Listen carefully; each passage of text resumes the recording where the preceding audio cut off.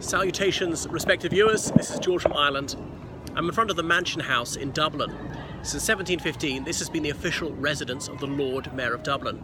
Going right back to the Middle Ages, there's been a Lord Mayor, and in the old days he was elected by some of the burghers. No, not one you eat, but as in the leading citizens, very wealthy property holders.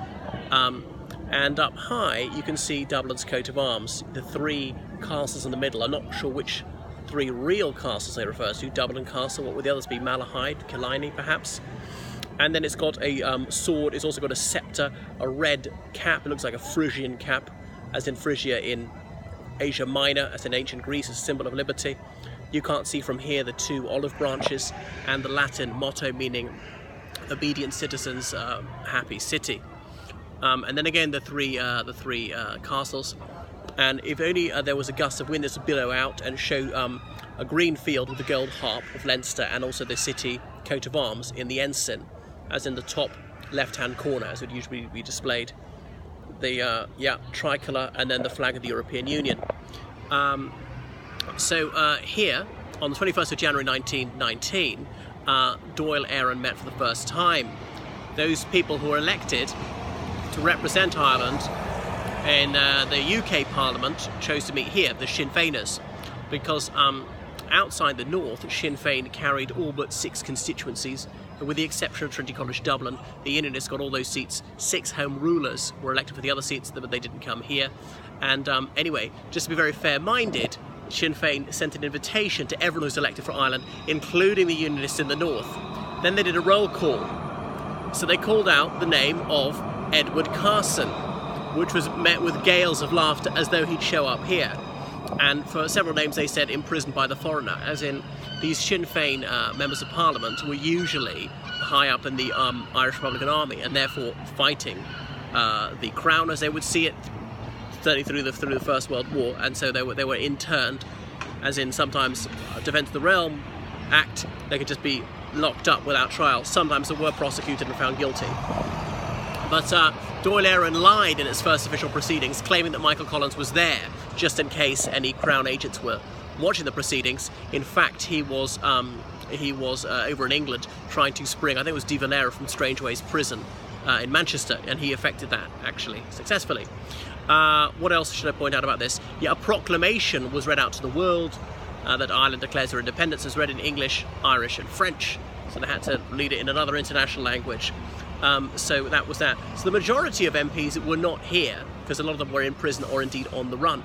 But the Dublin Metropolitan Police did not come here, they did not harass or arrest anyone, and they were able to carry on like this for some time. The conflict was just hotting up. It's the same day that in Tipperary, some IRA men shot dead 2 Royal Irish constables, as in men of the RIC. And that kicked off the conflict.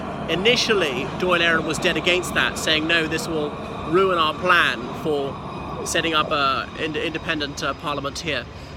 Arthur Griffith, the founder of Sinn Féin, had looked at what the Hungarians had done, achieving Ausgleich, compromise with Austria, and getting their people who'd been elected to the Diet in Vienna to meet in Budapest again and simply start running their own affairs, which the Austrians then chose to recognise. It was all done amicably. There was a dual monarchy. The King of Hungary was Emperor of Austria as well. Actually, the Emperor of Austria had the title King of Hungary for a long time. But Griffith, in a sense, was wanting to go back to the situation in the 18th century, however, obviously with equality for the Catholic majority. But Sinn Féin in 1917 had adopted its Republican programme, though it did say, well, we want a republic, but we'll let people choose any form of government. If they want a monarchy, we could do that.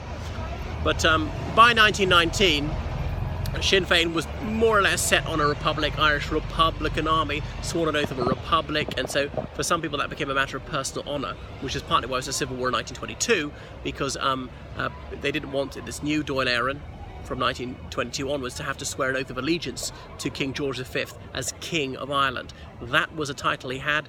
Michael Collins, amongst others, swore an oath to him and recognised him as the legitimate King of Ireland. As Cahill Brew and others were to say, if we accept this treaty, that means we are voluntarily acknowledging that the King of Great Britain is also the rightful King of Ireland. And indeed that happened. So more negotiations carried on here. Well, on the 8th of July 1922, there were representatives of the Crown and of the IRA. They met here to arrange a ceasefire, which took effect on the 11th of July that year, 1921, pursuant to negotiations in London to end that conflict.